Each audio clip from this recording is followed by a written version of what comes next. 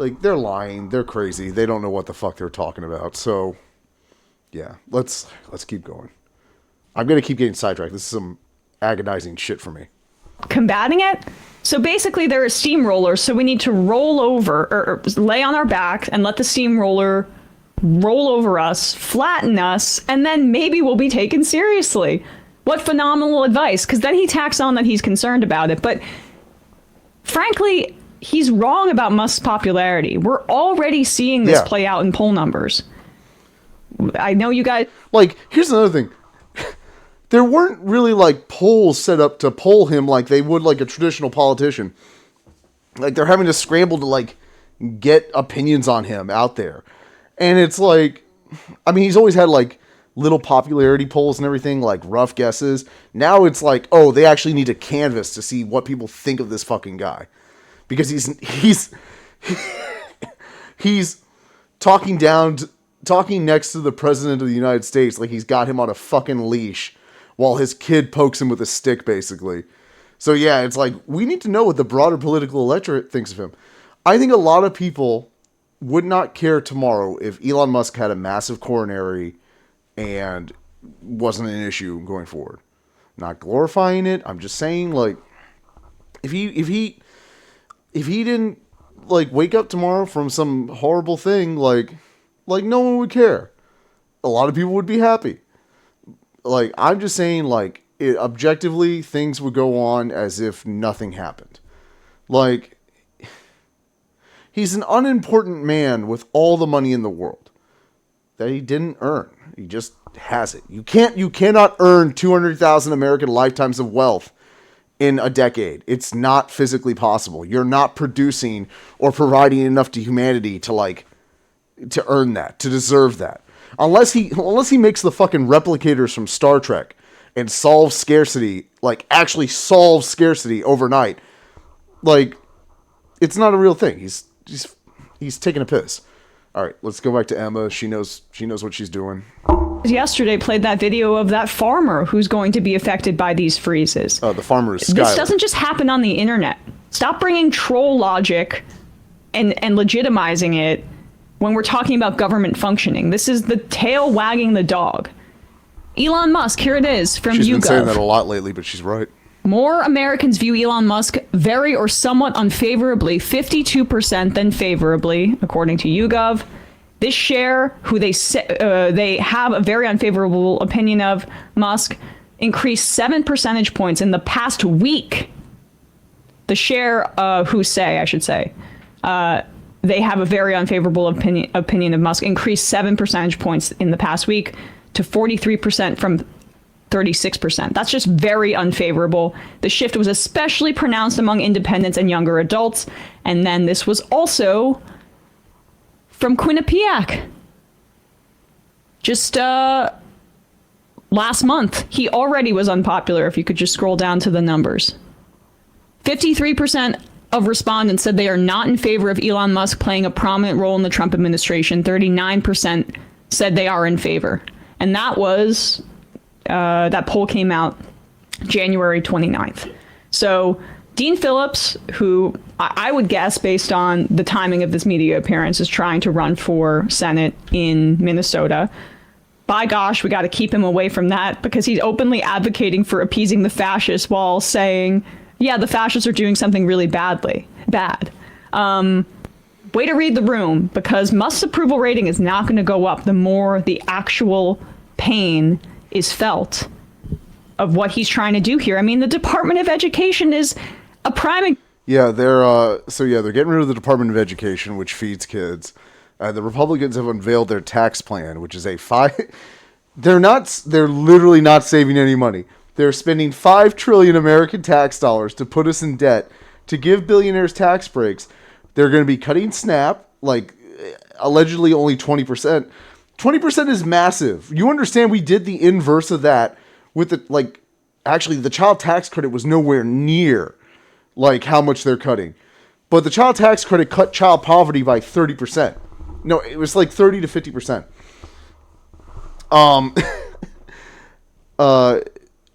Cutting SNAP by 20%? Like, children and mothers will die. Like, they will starve and die. Like, this will incite violence. And it's just, the Republicans are just like, we got to get those tax breaks. We got to get that $5 trillion into the hands of the 1%. They're the only ones that know how to use it. And it's like, yeah, that's great. Give them another. Elon wants to be a trillionaire so goddamn bad. And I've been praying for the last month that while Tesla stock has gone down, I'm hoping the crash finally happens. Like, I want them to hit those piece of shit cars with the tariffs. Like, wreck them. Like, that'll crush the majority of his value. And it's like, it needs to go. He cannot be, like, he's not a good businessman. God, Joe Rogan the other day, like 2 days ago, was talking to some jackass conspiracy theorist dumbass.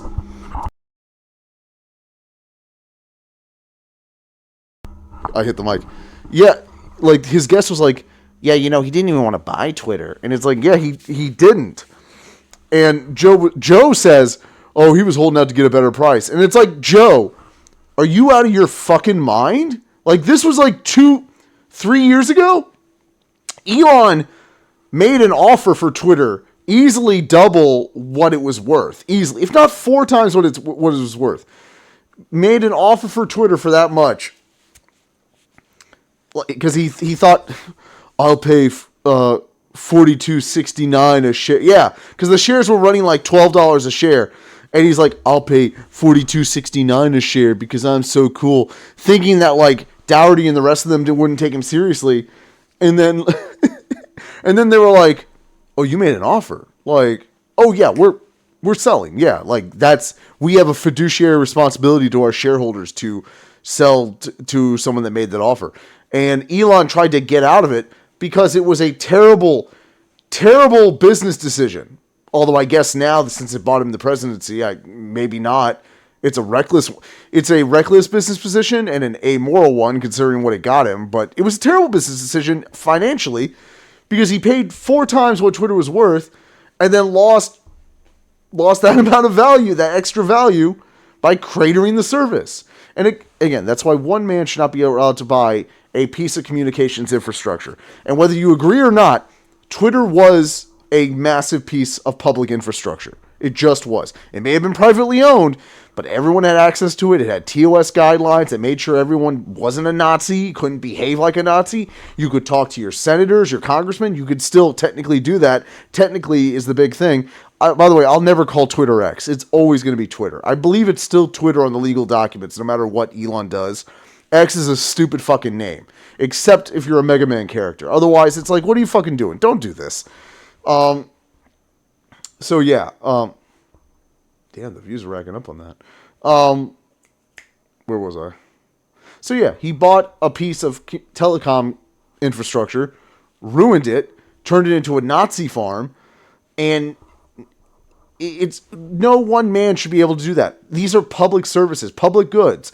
They may be privately owned, but they were used primarily by the public and for the public's benefit. Just like electricity, internet, which, again, none of these things should be privately owned. They should not be. They should not be corporations. There's no benefit. They're not innovating in real time to improve the service. There's no benefit of for-profit internet at this point. The infrastructure's in place. It's like, okay, you've succeeded. You all got your money, now fuck off. Instead, it's like, nah, we're going to raise prices. We're going to fuck you at every other turn because, we're a business and we got to make money. If we don't make money, the business fails. And it's like, no, you jackass. Like, the business just keeps rolling on. Like UPS, like the goddamn libraries. Like, when these businesses grow to a point that they become infrastructure, they become basically self-sustaining by the people that use them. And that's why we pay fucking taxes. That's where accountability comes from. Instead of healthcare, where it's like, well, I got to give myself a $10 million CEO raise. I got to take 5 American lifetimes every year because I'm the CEO. I worked that hard, Brian Thompson. Yeah, real fucking hard work you did implementing AI to get rid of people's fucking claims and deny them, you jackass, you fucking piece of shit. Thoughts and prayers, you prick. So yeah.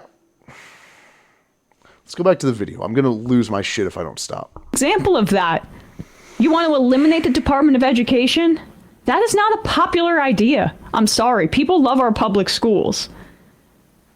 This is about rich Democrats. Dean Phillips, my mic just went down. Dean Phillips's mother married the heir to a distilling company, Phillips. You might have heard of that. When they say Dean Phillips is a businessman, it's because that's where he went after college to make a lot of money, is the family business, which is a liquor company. There is a wide consensus among rich people right now that goes far beyond Elon Musk, who is a complete psycho, cartoon villain, but also our upstanding business partners like Mark Zuckerberg and all these folks that probably take meetings with Ro Khanna. They all don't mind this stuff. They don't mind the hatchet being taken to the parts of the administrative state that serve people. They're looking to streamline it for profit maximization purposes, and they're going to grind up people in the meantime. The voices like Dean Phillips need to be extricated from the party altogether. Hakeem Jeffries is an extension of this, going to appease these Silicon Valley techno-fascists and say like, hey, can we get a few of the good ones on our side? That's exactly what's enabled this hellscape that we're... There's no such thing as a good billionaire. A while back, Warren Buffett was talking about a mutual friend that him and some of the other billionaires have. It was this one guy that used to be a billionaire. He got like, I don't know his fucking name. I swear to God, you can find him. You can Google him. But he made like $2 billion. And he was like, yeah, I don't want or need all this money. I'm going to get rid of all of it. And like offloaded it off onto, like charities, personal friends and everything. He basically wound down his wealth to like $2 million. The average American lifetime earning. And he was already elderly. He's retiring. He's like, yeah, I got this. I'm good. I can pay for if I need like a heart transplant or something. He can cover that. He's set. Like that's like the one, and I'm blanking on his name because he's such a rare oddity. Billionaires, they don't self-regulate. They don't get to a point of wealth and say, oh, this is enough. I need to stop. Look at Elon, $400 billion. And he's trying to become a trillionaire. Why? You don't need that money. Like, people need houses more than they need you to have that money. Society is less for you to have more, for no fuck. And he loves to brag about how, like, oh, I don't even own a home. And it's like, okay, so, like, you're not even doing anything real with it. You're just paying Chinese coders to play Path of Exile 2. Like, what are you fucking doing? I have a friend who plays RTS games. He's a terrible predictor of society and finances. But he's a very good RTS player. And it's all about resource allocation to be good at RTS games. The economy of the game. That to be the most proficient RTS player, you need to have your economy constantly working, building, producing, instead of being stagnant. You don't have a surplus, a store of wealth set aside while you're playing the game. It's all in motion. That is how a capitalist economy theoretically is meant to maintain function. And Elon is just resentful of how that works. Well, I mean, most billionaires are. They see it, again, capitalism as a means to enrich themselves, not as a sustaining entity, which, again, capitalism by its own nature, it creates these people. It's not sustaining. Sustainability is not the game. Profit is. But sustainability should be the game. We live on a planet of finite resources. Like, the sun is only going to go for so long. We can only pollute so much before all the animals fucking die and all the trees wither and forest fires destroy everything. But we can create sustainability.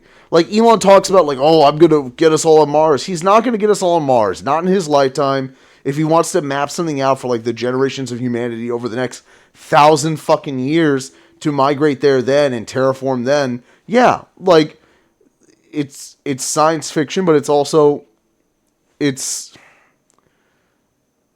want to say reality fiction, but that doesn't sound right. It's plausible. Like, it's plausible over a long enough period of time. But it requires maximizing, becoming, I think it's like a class 1 civilization is one that's fully utilized all the resources of its planet, and then like a class 2 is like one that capitalizes on its solar system, and a class 3 is like a Dyson sphere around the sun, and you're just harnessing every ounce of energy it produces. Again, science fiction, but like that's the point. It's like, Elon, you're not building towards the future where even you get on Mars. Like, you're not gonna get to Mars, man. Like, what are you're gonna like build like a single rocket, fly over there with enough food for like a decade, and then just fucking die? Like, watch The Martian. Like, yeah, like he grows a couple of potatoes and shit, but like there's no resources there. Like, that's why everyone's so interested in finding water on the moon and Mars, because they want to build like hydrogen fuel cells and use those. But it's like you're not building a magnetosphere. You're not building an atmosphere to live on. Like, we don't have the tech yet. We can, I believe the capacity for human beings to conquer the laws of science makes our potential potentially limitless. But we actually need to tap into that. And that requires like actual efficient allocation of resources, which Elon, I don't care if he's running Doge, his very existence is an inefficient use of resources. 200,000 American lifetimes of wealth sucked into one man for no fucking reason. Like, it's just, again, he could give 200,000 Americans $2 million and they'll never have to work for the rest of their life.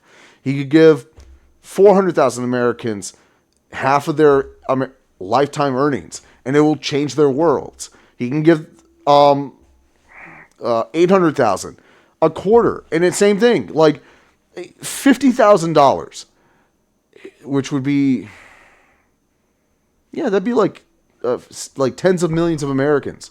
He'd give tens of millions of Americans $50,000 each. If I'm doing the math wrong, fuck off. I'm tired. It's definitely millions. He could give millions of Americans $50,000. That will change their lives. They could buy cars, down payments on homes, pay off debt. Like, he's holding the financial liberty of Americans hostage. And that's unacceptable. Like, that's what makes him a wannabe king. And it makes us have to serve him to like get our pennies to barely survive. And it's not acceptable. And that's why his polls suck, a la Emma, who will take it again from here. We're experiencing right now, which people may recall, this tech industry in Silicon Valley was the darling of the Democratic Party for much